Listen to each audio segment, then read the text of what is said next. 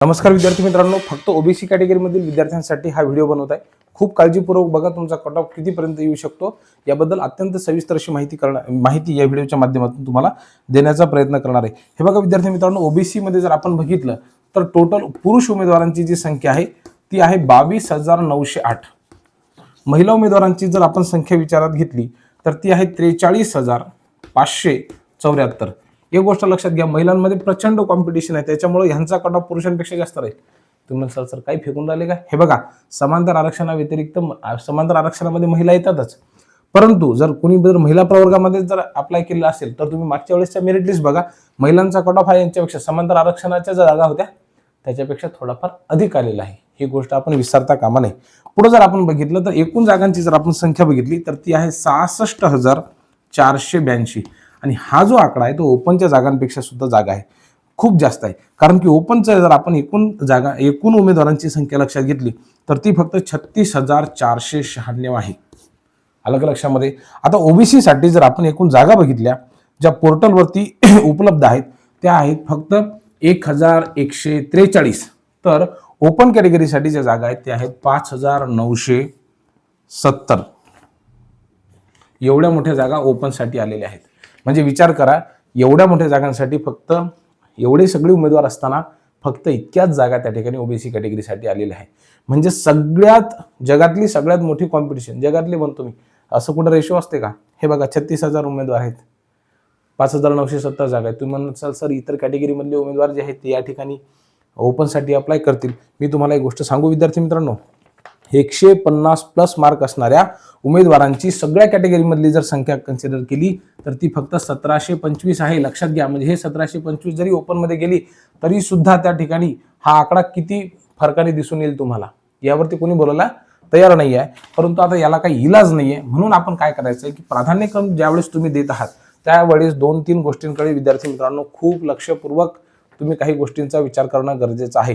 कारण की ह्या ज्या जागा आलेल्या त्या फक्त तुम्हाला प्युअरली राहतील अशातला काही प्रकार नाही आहे, कारण की अनेक जागा ज्या आहेत ते आरक्षणासाठी सुटलेल्या आहेत। मग त्याचा जर आपण विचार केला तर ओबीसी कॅटेगरीमध्ये जर आपण बघितलं तर फक्त महिलांच्या ज्या जागा आहेत त्या आहेत 343, ठीक आहे। त्याच्यानंतर एक्स सर्व्हिसमॅनची जर आपण विचार केला तर त्या जागा आहेत 170। त्यानंतर अंशकालीनचा जर विचार केला तर अंशकालीनच्या जागा आहेत 114। त्याच्यानंतर प्रकल्पग्रस्ताचा जर विचार केला तर त्याच्यामध्ये 56 जागा आहेत, भूकंपग्रस्तांसाठी 23 जागा आहेत। त्यानंतर क्रीडापटू है ना, म्हणजे खेळाडूंसाठी जर आपण बघितलं तर 55 जागा आहेत आणि समांतर आरक्षणाव्यतिरिक्त जर आपण जागा बघितला तर तो फक्त 382 एवढा आहे। लक्षात घ्या, तुम्हाला या ठिकाणी खेळायचं आहे। एकूण जागांपैकी ज्या विद्यार्थ्यांकडे कोणत्याही प्रकारचं आरक्षण नाही त्यांना हे जागा आहेत फक्त। त्यामुळे प्रत्येक प्राधान्यक्रम निवडताना थोडंसं व्यवस्थितपूर्वक निवडा, नाहीतर माझ्या विषयाच्या इथे 87 जागा आहेत आणि मग मी लगेच प्राधान्यक्रम दिला असं करू नका। त्याच्यासाठी तुम्हाला कोणती स्ट्रॅटेजी वापरायची ती मी तुम्हाला 1 मिनिटामध्ये पुढे सांगतो, ठीक आहे। पॅनिक होऊ नका जास्त, परंतु ही वस्तुस्थिती आहे। त्यामुळे आपल्याला ओबीसीच्या जागांबरोबरच ओपनच्या सुद्धा जागा भरायच्या आहेत। म्हणून मी तुम्हाला सर्वांना एक विनंती करतो ओबीसी मधल्या उमेदवारांना की जर तुमचा स्कोर 130 प्लस असेल तर तुम्ही खुशाल त्या ठिकाणी ओपनच्या जागेसाठी प्राधान्यक्रम द्या, काही अडचण नाही आहे। आणि मला तर वाटते की हा आकडा आणखीनच वाढवला पाहिजे, 120च्या पेक्षा अधिक मार्क असलेल्या उमेदवारांनी सुद्धा तिकडे जागा द्या। त्याच्यानंतर ज्या विद्यार्थ्यांचं डीएड झालेलं आहे, बघा विद्यार्थी मित्रांनो, तुमचा डीएडचा कट ऑफ हा 110 पासून लागायला सुरुवात होईल, म्हणून तुम्ही तिकडेच प्राधान्यक्रम द्या। आता ह्याच्यामध्ये जर 6वी ते 8वी असेल, ठीक आहे, 6 to 8 असेल डीएड मध्ये सेकंड पेपरसाठी, तर तुमचा कट ऑफ 120 प्लस लागेल, ठीक आहे। परंतु इतर जर आपण बघितलं म्हणजे इतर बीएडच्या ज्या जागा आहेत त्याच्यामध्ये 6वी ते 8वी लँग्वेजेस असतील किंवा त्यानंतर मग सामाजिक शास्त्र असेल किंवा मग मॅथ सायन्स असेल, तर ह्यांचा कट ऑफ तर बहुत मला असं वाटतं की 125 प्लस असेल, काही ठिकाणी 130 प्लस असेल आणि काही ठिकाणी 140 प्लस असेल। याच्यामध्ये काही एक शंका नाही आहे। आता हे प्राधान्यक्रम देताना तुम्हाला नेमकी कोणती एक बारीक गोष्ट लक्षात ठेवायची आहे त्याबद्दल आपण सविस्तर एकदा जाणून घेऊ, म्हणजे तुमच्या एक बेसिक कल्पना जी आहे तर ती तुम्हाला येऊन जाईल।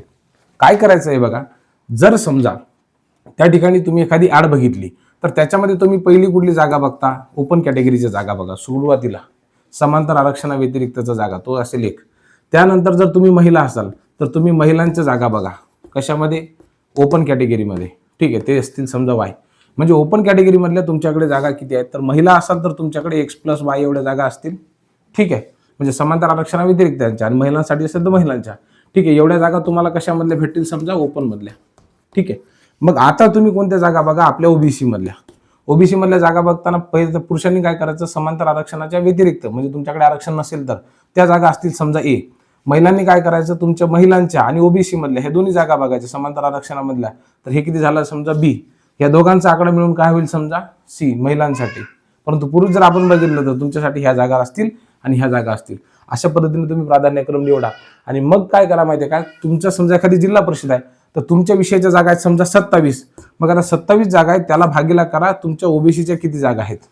पुरुषांनी ए ने भागाकार करा आणि महिलांनी सी ने भागाकार करा. ठीक आहे, एवढं गणित आपण सगळेजण 10वी 12वी झालेलो आहोत. एवढं गणित प्रत्येकाला येते. हा रेशो काढल्याच्या नंतर त्याचं जे उत्तर येईल तर त्याला तुम्ही उतरत्या क्रमाने अरेंज करा आणि मग त्या ठिकाणी प्राधान्यक्रम द्या. म्हणजे तुमचा जिल्हा असेल परंतु ओबीसी साठी एकच जागा असेल, ओपन साठी 5 जागा असतील आणि तुमच्या विषयाच्या 70 जागा असतील तर तुमची निवड होण्याची शक्यता त्या ठिकाणी कमी आहे.